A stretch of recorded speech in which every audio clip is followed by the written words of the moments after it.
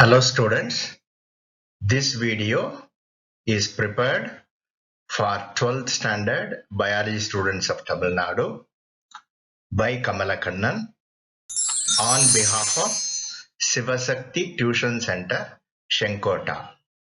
In your book, chapter 2, unit 5 deals with molecular genetics. அதில் நம்ம இன்னைக்கு டிஸ்கஸ் பண்ண போற டாபிக் வந்து Human Genome Project HGP அப்படிங்கறத பத்தி.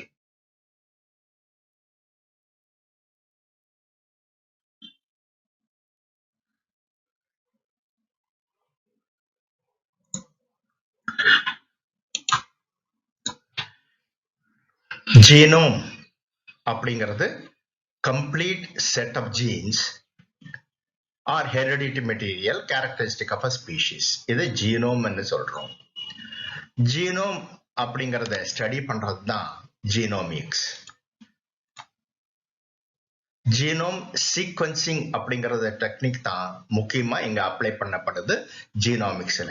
ஜீனோம் சீக்வன்சிங் அப்படின்னா டிஎன்ஏ அல்லது ஆர்என்ஏ எது ஹெரிடிட்டரி மெட்டீரியலோ, இப்போ டிஎன்ஏ தான் ஹியூமன் பீயிங்ல, ஆர்என்ஏ சில வைரஸஸ்ல, அந்த ஹெரிடிட்டரி மெட்டீரியல் டிஎன்ஏ அல்லது ஆர்என்ஏ இருக்கு இல்லையா, அதுல உள்ள அந்த நியூக்ளியோடைட்ஸ் அதனுடைய வரிசை சீக்வன்ஸ் அதை தெரிஞ்சுக்கிறது தான் genome sequencing. Complete genome sequencing 23 chromosomes இருக்கு ஹியூமன் பீயிங்ல, அதாவது 23 ஜோடி. இந்த 23 குரோமோசோம்ல என்னென்ன ஜீன்ஸ் இருக்கு அப்படின்னு கம்ப்ளீட்டா சீக்வன்ஸ் பண்ண ஒரு எஃபர்ட் எடுத்தாங்க. அந்த எஃபர்ட் வந்து 1990ல எடுத்து அப்புறம் 13 வருஷம் ஆச்சு இது கம்ப்ளீட் பண்றதுக்கு. அது ஹியூமன் ஜீனோம் ப்ராஜெக்ட் அப்படிங்கிறோம். So international HGP was started in 1990. அதாவது ஒரு லேப்ல 2 பேர் இது செஞ்சிட முடியாது. ஏன்னா ஜீனோம் வந்து ஹியூமன்ல ரொம்ப பெருசு, 25 மடங்கு பெருசு than any animal which has been sequenced. So international HGP அப்படிங்கிறது சில நாடுகள்லாம் சேர்ந்து இந்த எஃபர்ட்டை 1990ல எடுத்து அப்புறம் it took 13 years to complete. 2003ல complete பண்ணாங்க அப்படின்னாலும் இன்னும் ஜீனோம்ல நம்ம எத்தனையோ தெரிஞ்சுக்க வேண்டிய அவசியம் இருக்கு. அதனால இந்த ஹியூமன் ஜீனோம் ப்ராஜெக்ட் அப்படிங்கிறது இன்னும் கண்டினியூ ஆயிட்டு தான் இருக்கு. அதுல ஆராய்ச்சிகள் கண்டினியூ ஆயிட்டு தான் இருக்கு. The first vertebrate genome to be completely sequenced is human. இன்வெர்டிபிரேட்ல சீக்வன்ஸ் பண்ணியிருக்கிறாங்க. வைரஸ்ல தான் ஒரு ஹீமோஃபிலஸ் இன்ஃப்ளூயன்சா அப்படிங்கிற வைரஸ், ஃப்ளூ காய்ச்சல் உண்டாக்கக்கூடிய இந்த வைரஸ்ல தான் ஃபர்ஸ்ட் ஜீனோம் சீக்வன்ஸை கம்ப்ளீட் பண்ணாங்க. Human genome is 25 times larger. அதனால தான் it takes so much of time than any organism sequence so far. Human ஜீனோம்ல எவ்வளவு பேஸ் பேர்ஸ் இருக்குன்னா 3 பில்லியன் பேஸ் பேர்ஸ் இருக்கு. 3 followed by 9 0. 9 0 போட்டீங்கன்னா 3க்கு அப்புறம் அதான் 3 பில்லியன் பேஸ் பேர்ஸ் இருக்கு. ஸோ அவ்வளவு பெருசு ஹியூமன் ஜீனோம். இந்த ஹியூமன் ஜீனோமை சீக்வன்ஸ் பண்ணி அதனுடைய டேட்டாவெல்லாம் கம்ப்யூட்டர்ல ஸ்டோர் பண்றாங்க. so that it can be retrieved and used by anybody. அந்த கம்ப்யூட்டர்ல இந்த டேட்டா பேஸ் எல்லாம் ஃபீட் பண்ணி அதை ஸ்டோர் பண்ணி வச்சிருக்கிறாங்க. ஸோ ஒரு புது சயின்ஸ், அதுல ஃபீல்ட் ஆஃப் சயின்ஸ் டெவலப் ஆச்சு. அதுக்கு பயோ இன்ஃபர்மேட்டிக்ஸ் அப்படின்னு பெயர். So bio informatics combines biology, computer science, information engineering, mathematics, statistics, இதெல்லாம் சேர்ந்தது தான் bio informatics.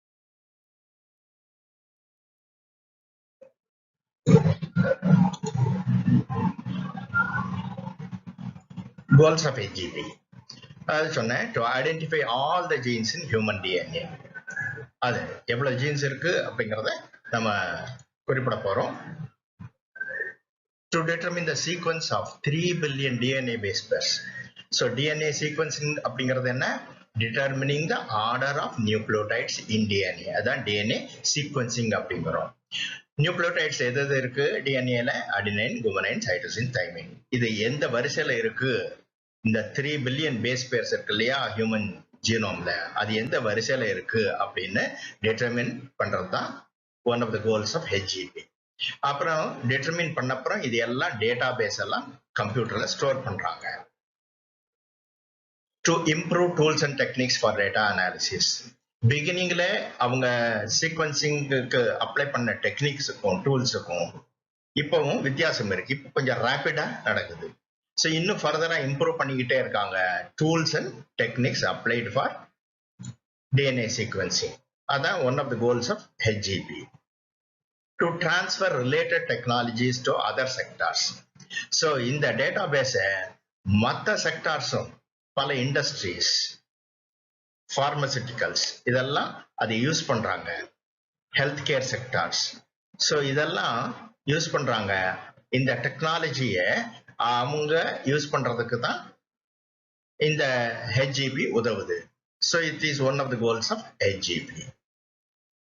To address the ethical, legal and social issues, ELSI அப்படின்னு சுருக்கமா குறிப்பிடுறோம். இதுல ஏற்படக்கூடிய சில விளைவுகள், ethical issues, legal issues, social issues, இதையெல்லாம் அவங்க தீர்த்து வைக்கணும். இது one of the goals of HGP. ப்ராஜெக்ட்ல ஜீன் சீக்வன்சிங்க்கு 2 டெக்னிக்ஸை அப்ளை பண்றாங்க. அது மெத்தடாலஜிஸ் அப்படிங்கிறோம். ஒன்னு வந்து எக்ஸ்பிரஸ்டு சீக்வன்ஸ் டாக்ஸ், இஎஸ்டின்னு பேரு. இன்னொன்னு வந்து சீக்வன்ஸ் அனோட்டேஷன் அப்படின்னு பெயர். இஎஸ்டி அப்படின்னா என்னன்னா, இப்ப சில ஜீன்ஸ் தான் எம்ஆர்என்ஏ எக்ஸ்பிரஸ் ஆகுது. அந்த எம்ஆர்என்ஏ அப்புறம் டிரான்ஸ்லேட் ஆகி புரோட்டீனா மாறுது. ஸோ எல்லா ஜீன்ஸும் அப்படி புரோட்டீனை உண்டாக்குறது இல்லை. சில ஜீன்ஸ் எக்ஸ்பிரஸ் பண்ணுது, சிலது வந்து புரோட்டீனா எக்ஸ்பிரஸ் ஆறதுல. அதுக்கு வேற ஃபங்க்ஷன்ஸ் இருக்கு. Most probably regulatory functions. இந்த எம்ஆர்என்ஏ அப்புறம் புரோட்டீனா எக்ஸ்பிரஸ் ஆகுது இல்லையா, அந்த ஜீன்ஸை மட்டும் சீக்வன்ஸ் பண்றது தான் இஎஸ்டி, அதனுடைய நோக்கம். இன்னொரு மெத்தடாலஜியில வந்து அது கோடிங், நான் கோடிங் எல்லா சீக்வன்ஸையும் அந்த அனலைஸ் பண்றது. அந்த சீக்வன்சிங்க்கு சீக்வன்ஸ் அனோட்டேஷன் அப்படிங்கிற மெத்தட். அது ஃபார் சீக்வன்சிங் என்ன பண்ணணும்னா, ஃபர்ஸ்ட் டிஎன்ஏவை ஹியூமன் செல்ல இருந்து ஐசோலேட் பண்ணிடணும். So DNA is isolated. அப்புறம் broken into fragments. fragmentsனா துண்டு துண்டா அதை கட் பண்றாங்க. எப்படி கட் பண்ண முடியும்? using certain enzymes, restriction endonucleases என்ன பெயர். இந்த enzymes எல்லாம் பாக்டீரியால இருக்கு. அதுல இருந்து ஐசோலேட் பண்ணி பியூரிஃபை பண்ணி யூஸ் பண்றாங்க. அதை வச்சு ஃப்ராக்மெண்ட்டை கட் பண்றாங்க. இந்த ஃப்ராக்மெண்ட்ஸ் எந்த இடத்துல இந்த டிஎன்ஏவை கட் பண்ணும் அப்படிங்கிறது அந்த ரெஸ்ட்ரிக்ஷன் எண்டோநியூக்ளியஸை பொறுத்து இருக்கு. ஒவ்வொரு ரெஸ்ட்ரிக்ஷன் எண்டோநியூக்ளியஸும் ஒரு ஸ்பெசிபிக் சைட்ல, அதாவது அந்த இடத்துல தான் அந்த டிஎன்ஏவை கட் பண்ண முடியும். இப்போ இந்த broken fragments இருக்கு இல்லையா, ஒவ்வொரு ஃப்ராக்மெண்ட்டையும் மல்டிபிள் காப்பீஸ் பண்ணணும் நம்ம, அப்பதான் சீக்வன்சிங் பண்ண முடியும். So இந்த multiple copies of each fragment is done. அதுக்கு cloning அப்படின்னு பெயர். So these fragments are cloned. Cloning அப்படின்னா making multiple copies of each fragment. அதற்கு அந்த மல்டிபிள் காப்பீஸ் குளோனிங் பண்றதுக்கு 2 டைப் ஆஃப் வெக்டார். வெக்டார்னா கேரியர் அப்படின்னு அர்த்தம். அந்த ஜீனை கேரி பண்றது, அந்த ஃப்ராக்மெண்ட்டை கேரி பண்றது. 2 types of vectors are used. இது ஒன்னு வந்து பிஏசி என்ன பேரு, இன்னொன்னு ஒய்ஏசி, பாக்டீரியல் ஆர்டிபிஷியல் குரோமோசோம். இன்னொன்னு வந்து ஈஸ்ட் ஆர்டிபிஷியல் குரோமோசோம். அதை பத்தி நாம தெரிஞ்சுக்க போறோம்.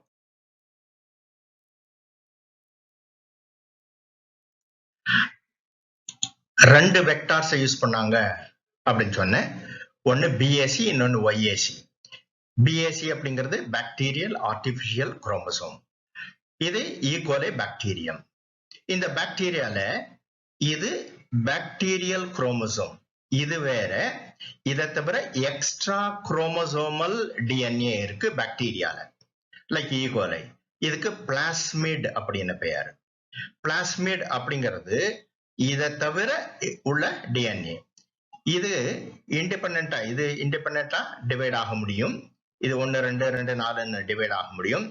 மேற்கொண்டு இந்த செல் பாக்டீரியல் செல் டிவைட் ஆகும் போது பாக்டீரியல் குரோமோசோம் டிவைட் ஆகுது இல்லையா, அப்போ பிளாஸ்மிடும் டிவைட் ஆகும். சோ இந்த பிளாஸ்மிட தான் யூஸ் பண்றாங்க BAC ப்ரொடக்ஷன்ல. BAC is bacterial artificial chromosome. E. coliல சர்க்குலர் எக்ஸ்ட்ரா குரோமோசோமல் DNA இருக்கு. இதுக்கு பிளாஸ்மிட் அப்படின்னு பெயர். பிளாஸ்மிட்ஸ்லயே பல வகை இருக்கு. such as F plasmid, R plasmid, Col plasmid எல்லாம் 5 வகை இருக்கு. அதுல அவங்க யூஸ் பண்றது F plasmid. F plasmid என்ன, மத்த பிளாஸ்மிட்ஸ் என்னென்ன, இதெல்லாம் ஹையர் கிளாஸஸ்ல நீங்க தெரிஞ்சுக்க போறீங்க. இப்ப தெரிஞ்சுக்க வேண்டியது இந்த F plasmid BAC ப்ரொடக்ஷனுக்கு யூஸ் பண்ணாங்க அப்படிங்கறத மட்டும் இப்ப தெரிஞ்சுக்கோங்க. இந்த மாதிரி பிளாஸ்மிட ஐசோலேட் பண்ணி அதுல சில ஜீன்ஸை எடுத்துட்டு சில ஜீன்ஸை இன்சர்ட் பண்றாங்க. சோ அப்படி மாடிஃபை பண்றாங்க இல்லையா இந்த பிளாஸ்மிட, அந்த மாடிஃபை பண்ணாதான் இந்த பாக்டீரியல் ஆர்டிபிஷியல் குரோமோசோம் வரும். இந்த மாடிஃபிகேஷன் பண்றதுக்கு ஜெனடிக் என்ஜினியரிங் டெக்னிக் அப்படின்னு பெயர். இந்த ஏற்கனவே சொன்ன மாதிரி இந்த plasmid can replicate independent of chromosomal DNA. இந்த குரோமோசோமல் DNA எப்ப டிவைட் ஆகும்? only when the cell divides.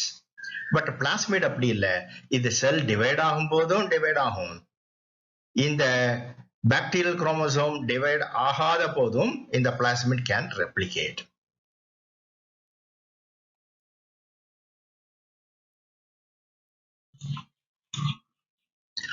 இப்ப இந்த டயக்ராம்ல எப்படி ஒரு பாக்டீரியல் ஆர்டிபிஷியல் குரோமோசோமை உண்டாக்கி அத மல்டிபிள் காப்பீஸ் குளோனிங் டெக்னிக்கை பண்றாங்க அப்படிங்கறத டயக்ராமேட்டிக்கா இங்க ரெப்ரசன்ட் பண்ணப்பட்டிருக்கு. இப்ப நீங்க இங்க பாக்குறது ஒரு ஹியூமன் செல், இது நியூக்ளியஸ், அதுக்குள்ள DNA. சோ இந்த டிஎன்ஏவை ஐசோலேட் பண்ணிடுறாங்க. டிஎன்ஏவை ஐசோலேட் பண்ணி இத பிராக்மெண்டா கட் பண்ணிடுறாங்க. எப்படி? With restriction endonuclease. அந்த சமயத்துல ஒரு ஜீன் ஆஃப் இன்ட்ரெஸ்ட் கிடைக்கும். என்ன அப்படின்னா, for example gene which codes for insulin, அது அந்த ஜீனும் இந்த பிராக்மெண்ட்ல கிடைக்கும் இல்லையா. அந்த பிராக்மெண்ட்டை எடுத்து இப்போ பிளாஸ்மிட்ல இன்ட்ரோடியூஸ் பண்ணிடுறாங்க. எப்படி? இந்த ஈகோலை பாக்டீரியா வந்து பிளாஸ்மிட செப்பரேட் பண்ண வேண்டியது. இந்த செப்பரேட் பண்ணி அதே ரெஸ்ட்ரிக்ஷன் என்சைம் வச்சு கட் பண்றாங்க. இங்க கட் பண்ணிட்டு இந்த கட் பண்ண இடத்துல இந்த ஜீன் ஆஃப் இன்ட்ரெஸ்ட இன்சர்ட் பண்ணிடுறாங்க.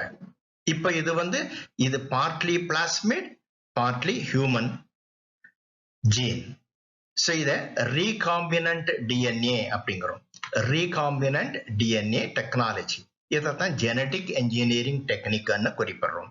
இப்ப இந்த ரீகாம்பினன்ட் பிளாஸ்மிட் இருக்கு இல்லையா, இதுதான் artificial chromosome bacterial artificial chromosome. இது இப்ப இந்த பிளாஸ்மிடை எடுத்து ஒரு இன்னொரு ஈகோலை, இந்த ஈகோலைல ஏற்கனவே பிளாஸ்மிட் கிடையாது, பிளாஸ்மிட் ஃப்ரீ ஈகோலைல இன்சர்ட் பண்றாங்க. இப்ப இந்த ரீகாம்பினன்ட் பாக்டீரியம் அப்படின்னு சொல்றோம் இது. ஏன்னா இது it carries its own chromosome plus ஒரு BAC. இந்த பாக்டீரியா இப்போ மல்டிப்ளை ஆகுது. கல்ச்சர் பண்ணும்போது மல்டிப்ளை ஆகுது. 1 2 2 4 4 8ன்னு மல்டிப்ளை ஆகுது. அப்படி மல்டிப்ளை ஆகும்போது என்ன ஆகும்? இந்த பிளாஸ்மிட் ரீகாம்பினன்ட் பிளாஸ்மிட் இருக்கு இல்லையா, ரீகாம்பினன்ட் பிளாஸ்மிட் நான் என்ன சொன்னேன்? partly it is bacterial plasmid, இது bacterial DNA, partly it is human DNA, அதாவது gene of interest. so அந்த இந்த plasmid multiply ஆகும்போது you can see that இந்த ரெட்ல காமிச்சிருக்கு இல்லையா, அதுவும் மல்டிப்ளை ஆயிருக்கு. so gene of interest is also multiplied. இதத்தான் குளோனிங் அப்படின்னு நம்ம குறிப்பிடுறோம். அதுக்கு பிறகு என்ன செய்யறாங்க? இந்த பிளாஸ்மிட பூரா ஐசோலேட் பண்ணிடுறாங்க. இந்த பிளாஸ்மிட ஐசோலேட் பண்ணிட்டு அதே ரெஸ்ட்ரிக்ஷன் என்சைம் வச்சு கட் பண்ணிடுறாங்க. கட் பண்ண என்ன ஆகும்? இந்த ஜீன் ஆஃப் இன்ட்ரெஸ்ட் மட்டும் தனியா வந்துடும். அதை கலெக்ட் பண்ணி அப்புறம் சீக்வன்சிங் பண்றாங்க. சோ இப்படி multiple copies of the interested gene இருக்கு இல்லையா, ஸ்பெசிபிக் ஜீன், இதுக்கு தான் குளோனிங் அப்படின்னு பெயர். So அதான் இங்க காமிச்சிருக்கு. DNA is first isolated, then broken into fragments with the restriction endonucleases. இந்த fragments எல்லாம் clone பண்றாங்க. அதாவது multiple copies of each fragment is done. Fragments of human DNA are inserted into the genetically engineered F plasmid. இந்த F plasmid ஏற்கனவே genetically engineered. So அதுல போய் insert பண்ணி விட்டுறாங்க. insert பண்ணிட்டு இத பாக்டீரியால கொண்டு போய் உள்ள நுழைச்சு அதுக்கு பிறகு பாக்டீரியா டிவைட் ஆகும்போது இதுவும் டிவைட் ஆகும். அதுல இருந்து திரும்ப அதை ரெக்கவர் பண்ணிடுறாங்க. எதை நம்ம ஜீன் ஆஃப் இன்ட்ரெஸ்ட் ரெக்கவர் பண்றாங்க. So we get multiple copies of the fragment. இதுதான் குளோனிங் டெக்னிக் அப்படிங்கிறது.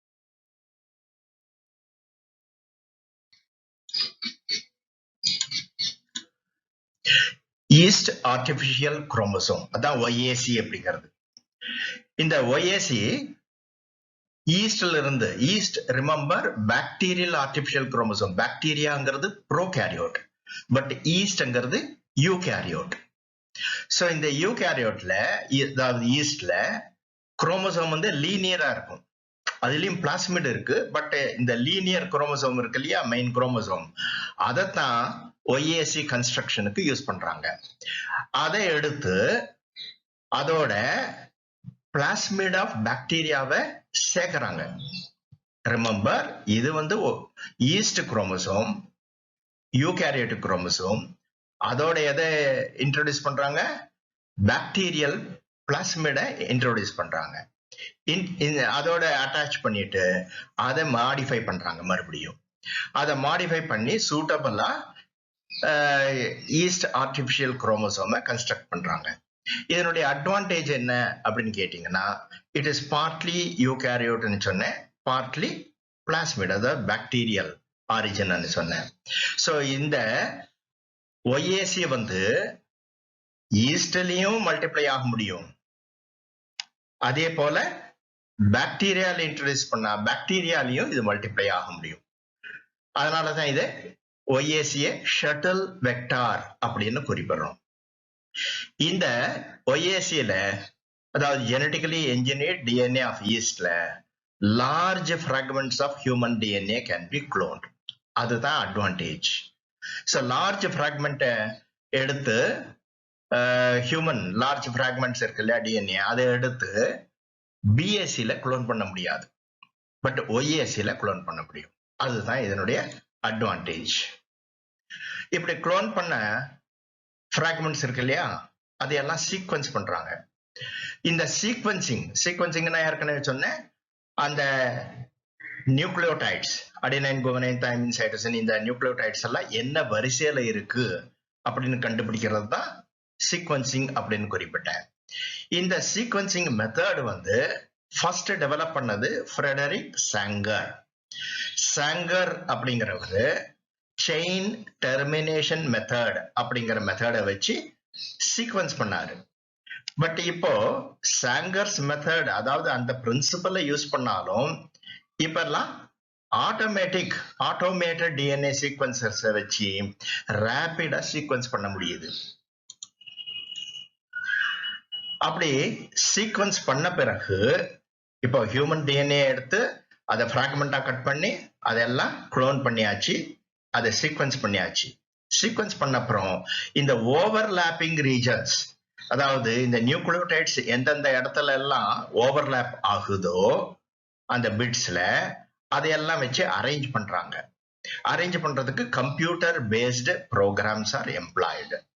அங்கதான் பயோ இன்ஃபர்மேட்டிக்ஸ் உதவி தேவைப்படுது. ஓவர்லாப்பிங் ரீஜன்ஸ் என்ன? ஃபார் எக்ஸாம்பிள், ஒரு பேப்பர் எடுத்து ABCDன்னு A to Z எழுதுறீங்க. அப்புறம் அது ஒரு 10 காப்பி ஜெராக்ஸ் எடுத்துடுறீங்க. இந்த 10 காப்பீஸ ரேண்டமா, அதாவது இஷ்டத்துக்கு பிட்டா கட் பண்ணிடுறீங்கன்னு வச்சுங்க. ஒரு பிட்ல என்ன இருக்கும்? ABCDEF இருக்கலாம். இன்னொரு பிட்ல EFGHIJன்னு இருக்கலாம். இன்னொரு பிட்ல IJKLM அப்படின்னு இருக்கலாம். அப்போ ABCDEFன்னா EF வந்து இங்க ஓவர்லாப் ஆகுது. எப்படி? இன்னொன்னுல AEF GH IJ இருக்கு இல்லையா? அப்ப இது ரெண்டும் ஓவர்லாப் ஆகுது. இதுதான் ஓவர்லாப்பிங் ரீஜன்ஸ்ங்கிறோம். அப்படியே ஓவர்லாப்பிங் ரீஜன்ஸை வச்சு அரேஞ்ச் பண்ணா என்ன ஆகும்? நமக்கு A to Z மறுபடியும் கிடைக்கும். அதே போலதான் இந்த ஓவர்லாப்பிங் சீக்வன்சஸ் இருக்கு இல்லையா? இந்த குளோன்டு ஃப்ராக்மெண்ட்ஸ்ல அதை வச்சு அரேஞ்ச் பண்ணி பார்க்கறாங்க. அரேஞ்ச் பண்றதுக்கு கம்ப்யூட்டர் பேஸ்டு ப்ரோக்ராம்ஸ் இருக்கு. அப்போ கம்ப்ளீட் சீக்வன்ஸ் நமக்கு கிடைச்சிருது. அப்படி கிடைச்சப்புறம் எந்த ஜீன், அப்ப ஜீன்ஸனுடைய சீக்வன்சிங் எல்லாம் தெரிஞ்சு போச்சு. இப்ப எந்த ஜீன் எந்த குரோமோசோம்ல இருக்கு, எந்த பொசிஷன்ல இருக்கு அப்படின்னு நம்ம இப்ப அசைன் பண்ணணும். அதுக்கு சில டெக்னிக்ஸ் இருக்கு. அதாவது polymorphism of restriction endonuclease recognition sites. Restriction endonuclease enzymes இருக்கு இல்லையா? அது வந்து பர்டிகுலர் சீக்வன்ஸ் ஆஃப் நியூக்ளியோடைட்ஸ் இருந்தா தான் அந்த இடத்துல கட் பண்ணும் அப்படின்னு ஏற்கனவே குறிப்பிட்டேன். சோ அந்த ரெகக்னிஷன் சைட்ஸை வச்சு அந்த ரெகக்னிஷன் சைட்ஸ் பல தடவை ரிப்பீட் ஆகுது, பல பிராக்மெண்ட்ஸ்ல ரிப்பீட் ஆகுது. சோ இது polymorphism. Polymorphism of restriction endonuclease recognition sites. அதை பேஸ் பண்ணியும் மைக்ரோ சேட்டலைட்ஸ்.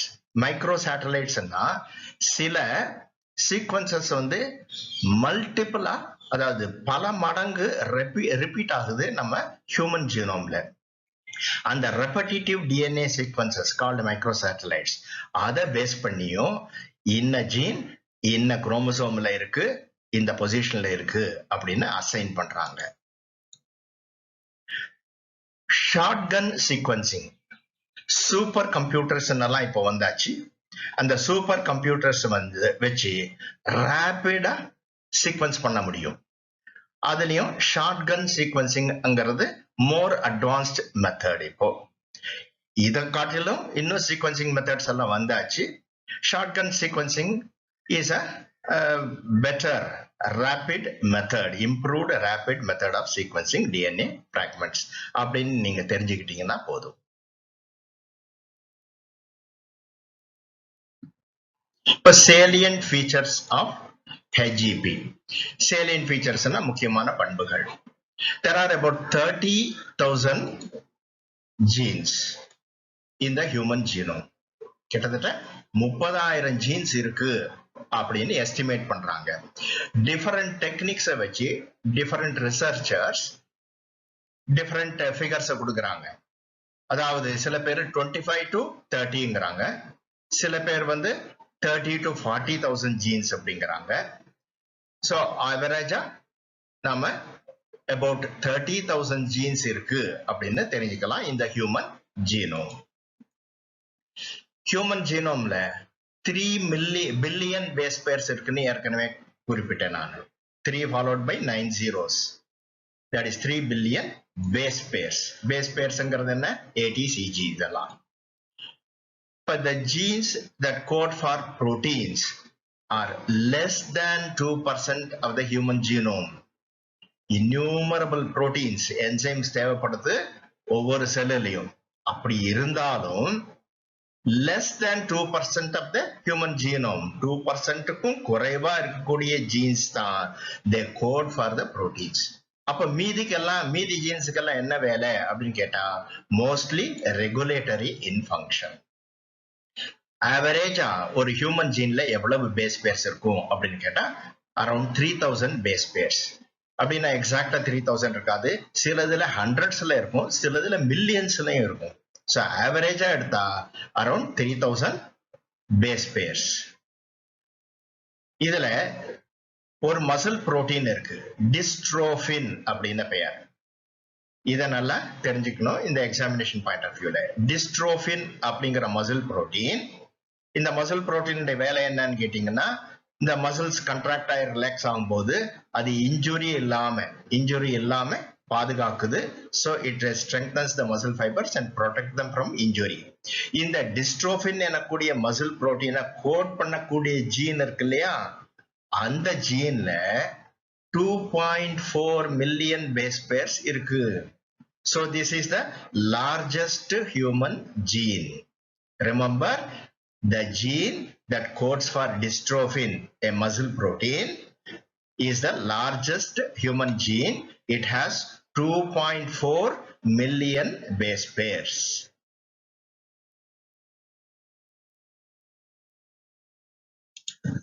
இப்போ இன்னும் சில characteristic of human genome நம்ம பார்க்க போறோம். The transposable elements such as line, alu elements, இதெல்லாம் they make up about 50% of the function of the genome. So 50% of the function of the genome is by the line and alu elements. Transposable elements அப்படின்னா என்ன? சில jeans வந்து ஒரு குரோமோசோம்ல ஒரு இடத்தை விட்டு இன்னொரு இடத்துக்கு நகர முடியும், அல்லது ஒரு குரோமோசோம்ல இருந்து இன்னொரு குரோமோசோமுக்கு கூட போய் பொருந்த முடியும். அப்போ புது புது புரோட்டீன் அல்லது என்சைமை உண்டாக்க முடியும். அது இத டிரான்ஸ்போசபிள் எலிமெண்ட்ஸ்ங்கிறோம். ஜம்பிங் ஜீன்ஸ் அப்படின்னெல்லாம் இந்த யூகேரியோட்டிக் ஜீனோம் டிஸ்கஸ் பண்ணும்போது நான் சொல்லியிருக்கேன். ஸோ டிரான்ஸ்போசபிள் எலிமெண்ட்ஸ் அப்படின்னா என்ன? ஒரு ஜீன், சில ஜீன்ஸ் எல்லாம் ஒரு குரோமோசோம்ல இருந்து இன்னொரு குரோமோசோமுக்கோ அல்லது அதே குரோமோசோம்ல ஒரு பொசிஷன்ல இருந்து இன்னொரு பொசிஷனுக்கோ போய் தாவ முடியும், பொருந்த முடியும். So jumping genes அப்படின்னு குறிப்பிடுறோம். இந்த transposable elementsல எக்ஸாம்பிள் வந்து line, alu elements. இந்த line and alu elements they make up about 50% of the function of human genome. Line அப்படின்னா என்ன அப்படின்னா long interspersed nuclear element என்ற பெயரு.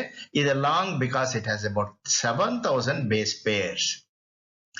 So இந்த line அப்படிங்கிற இந்த gene வந்து it codes for an enzyme called reverse transcriptase. அந்த reverse transcriptase அப்படிங்கிற enzyme வந்து என்ன செய்யும்னா mRNA-வை DNA காப்பியா மாத்தும். அப்படி DNA காப்பியா மாத்தின பிறகு இந்த DNA copy of the line RNA இருக்கு இல்லையா, அது போய் இன்னொரு ஜீனோம்ல போய் இன்டகிரேட் ஆக முடியும். மற்ற நியூ சைட் இன்னொரு ஜீனோம்னா ஹியூமன் ஜீனோம்ல இன்னொரு குரோமோசோம்ல அல்லது அதே குரோமோசோம்ல இன்னொரு பொசிஷன்ல போய் இன்டகிரேட் ஆக முடியும். ஆலு எலிமெண்ட், ஆலு அப்படிங்கிறது ஆர்த்ரோபாக்டர் லூட்டியஸ் ரெஸ்ட்ரிக்ஷன் எண்டோநியூக்ளியஸ். ஆர்த்ரோபாக்டர் லூட்டியஸ் அப்படிங்கிற ஒரு பாக்டீரியா, அதிலிருந்து எடுக்கப்பட்ட ரெஸ்ட்ரிக்ஷன் எண்டோநியூக்ளியஸ் இருக்கு இல்லையா, அதை வச்சு கேரக்டரைஸ் பண்ண எலிமெண்ட்ஸ் தான் ஆலு எலிமெண்ட்ஸ். இந்த ஆலு எலிமெண்ட்ஸ் எல்லாம் ஷார்ட் ஸ்ட்ரெச் ஆஃப் டிஎன்ஏ. இது நிறைய இருக்கு. Most abundant transposable elements in the human genome. எவ்வளவு இருக்குன்னா கிட்டத்தட்ட 1 million copies இருக்கு dispersed throughout the human genome. Each element is 300 base pairs long. இப்போ இது லைன், இது 7,000 base pairs இருக்கும். இது ஷார்ட் ஸ்ட்ரெச் 300 பேஸ் பேர்ஸ் தான் இருக்கும் ஆலு எலிமெண்ட்.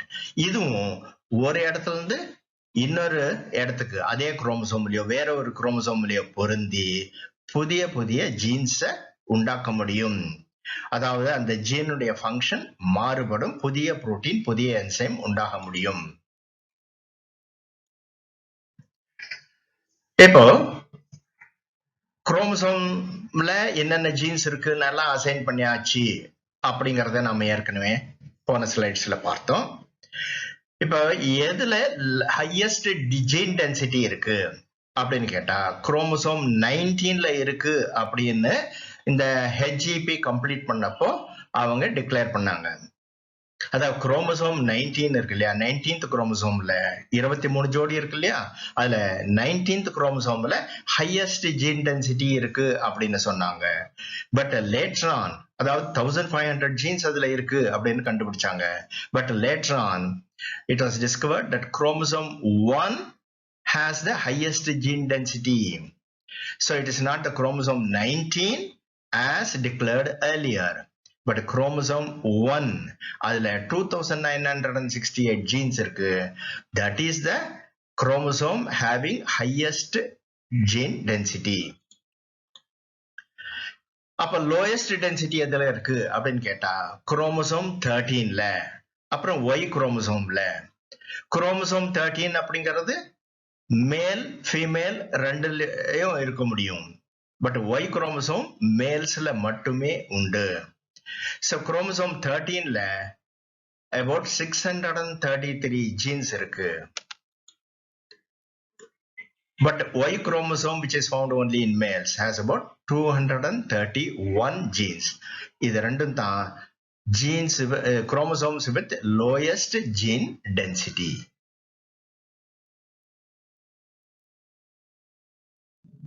இப்ப இன்னும் சில further characteristics of the human genome. Around 99.9% of the genes are same in all human individuals.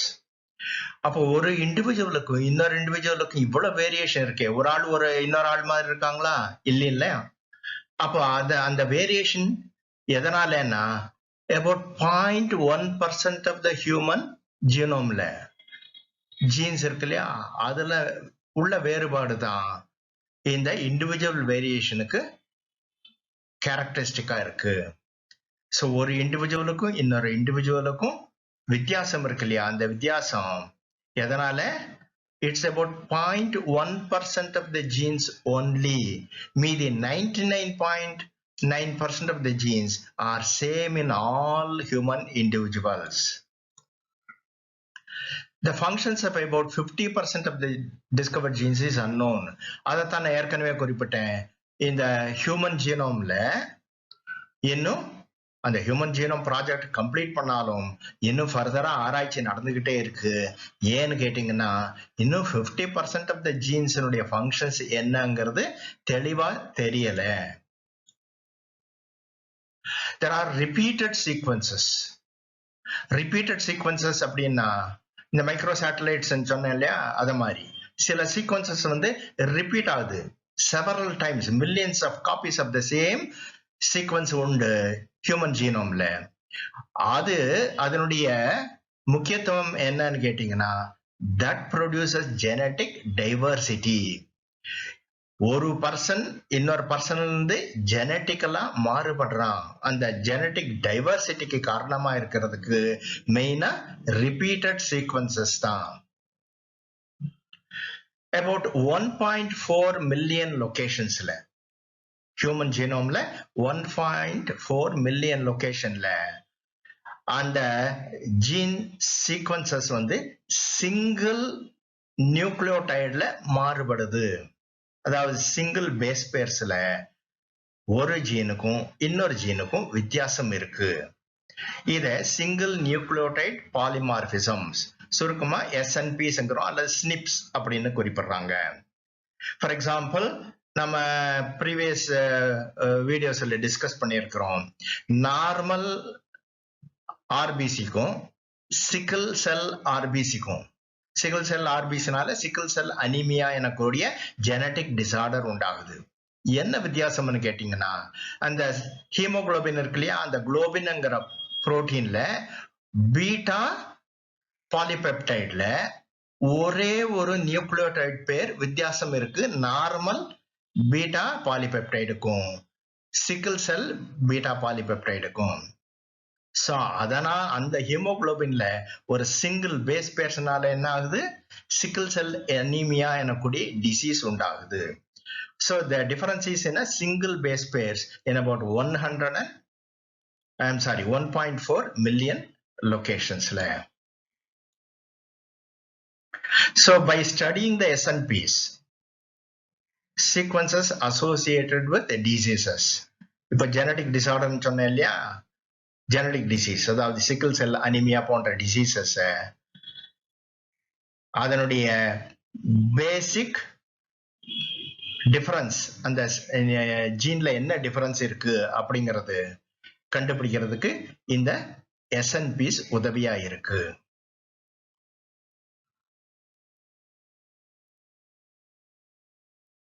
of HGP and future challenges. So என்ன பெனிஃபிட்ஸ் இருக்கு இந்த HGPனால? ஹியூமன் ஜீனோமை நம்ம இவ்வளவு கஷ்டப்பட்டு ஸ்டடி பண்ணியிருக்கிறோமே, இதனால என்ன உதவி அப்படின்னு கேட்டீங்கன்னா,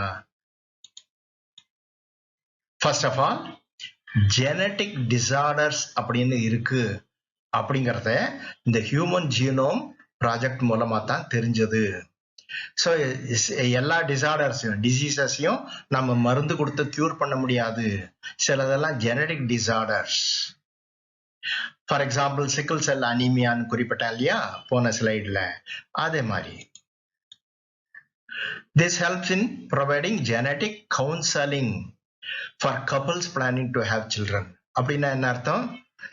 இந்த ஜீன் சீக்வன்சிங் ஒரு பர்சன்ல பார்த்து அந்த மணமகனோ மணமகளோ அல்லது அந்த கல்யாணமாய் இந்த கப்பலுக்கோ அவங்களுக்கு என்னென்ன ஜெனடிக் டிசார்டர் இருக்கு இன்ஹெரண்டா அப்படின்னு கண்டுபிடிக்க முடியும் பை ஜீன் சீக்வன்சிங். ஸோ அந்த ஜீன் சீக்வன்சிங் மூலமா அந்த பர்சன்ஸுக்கு ஜெனடிக் கவுன்சிலிங் கொடுக்க முடியும். அதாவது உனக்கு இந்த டிசார்டர் இருக்குப்பா உங்க 2 பேருக்கும், அந்த டிசார்டர் உங்களுக்கு எக்ஸ்பிரஸ் ஆகலைனாலும் வரக்கூடிய சில்ட்ரனுக்கு, உங்களுக்கு பிறக்கக்கூடிய சில்ட்ரனுக்கு எக்ஸ்பிரஸ் ஆகலாம். அப்ப என்ன செய்யணும் அப்படிங்கறதெல்லாம் அவங்க ஜெனடிக் கவுன்சிலர் சொல்லுவாங்க. ஃபார் எக்ஸாம்பிள் ஒரு டிசீஸ் இருக்கு ஹீமோஃபிலியா அப்படின்னு.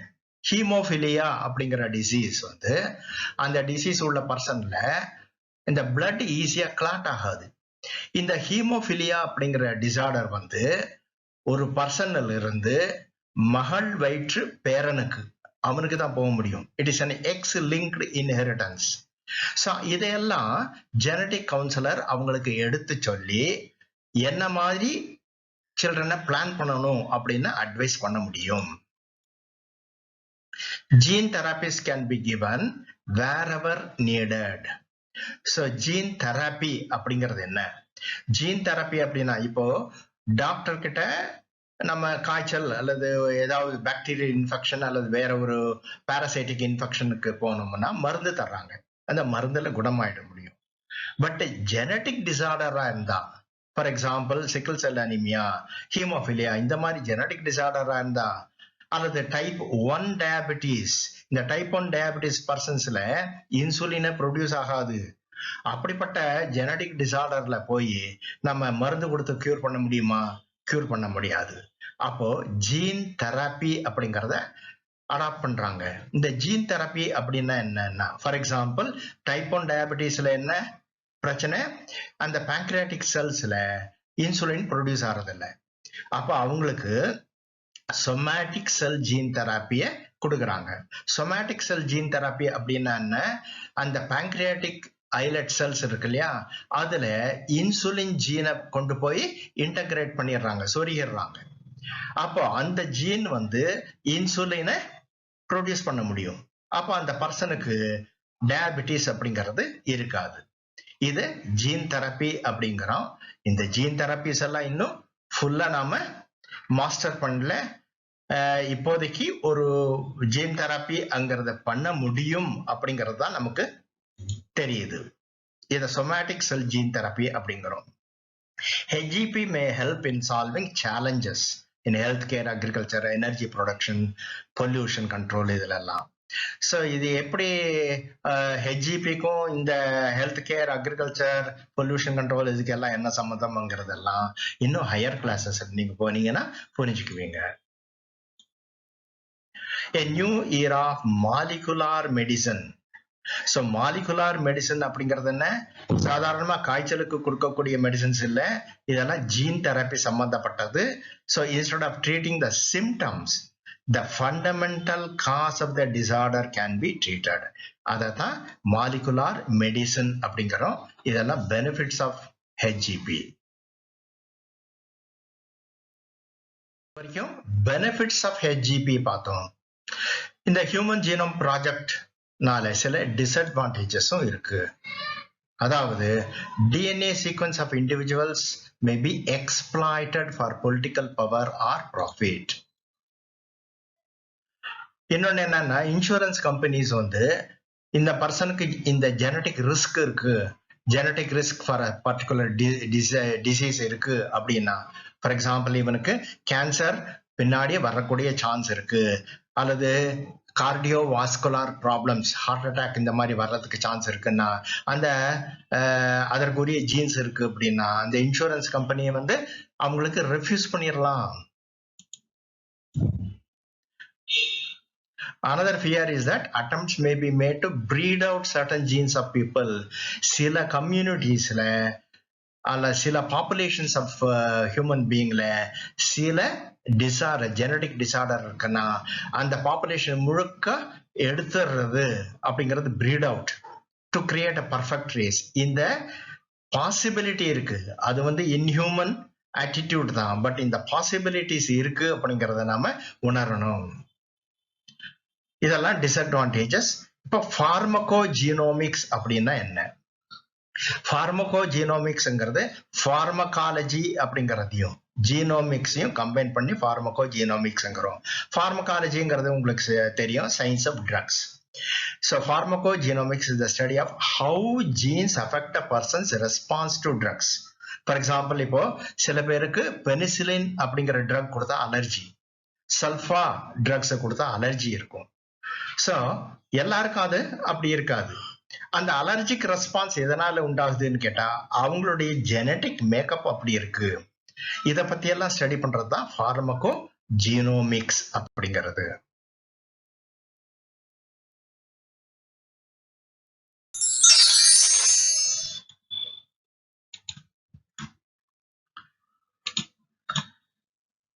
Please subscribe our channel. இந்த வீடியோவுக்கு கீழே சப்ஸ்கிரைப் இருக்கும், அதை கிளிக் பண்ணுங்க. Subscription is absolutely free.